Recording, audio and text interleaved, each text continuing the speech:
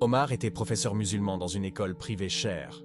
Il notait les élèves selon leur mérite réel. Si le fils d'un riche donateur méritait un 5 sur 20, il mettait 5 sur 20. Son collègue, M. Moussa, donnait des 18 sur 20 aux enfants des parents influents, même s'ils étaient nuls. Il recevait des cadeaux, des invitations à dîner et était le professeur préféré.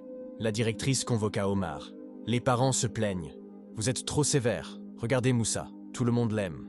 Soyez plus flexible, sinon on ne renouvellera pas votre contrat. » Omar refusa. « Je ne leur rends pas service en leur mentant sur leur niveau. Ils échoueront plus tard. » À la fin de l'année, le grand examen national arriva. C'était un examen corrigé par des ordinateurs et des professeurs externes anonymes. Impossible de tricher. Les élèves de Moussa arrivèrent confiants, habitués aux bonnes notes faciles. Les élèves d'Omar arrivèrent stressés mais préparés, habitués à l'exigence. Puis la surprise survint.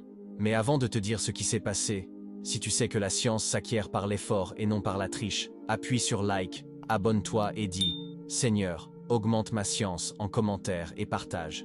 Les résultats tombèrent. La classe de M. Moussa eut un taux d'échec catastrophique de 80%. Les parents riches furent scandalisés. Comment mon fils peut-il avoir 2 sur 20 à l'examen alors qu'il avait 18 sur 20 toute l'année? On nous a menti.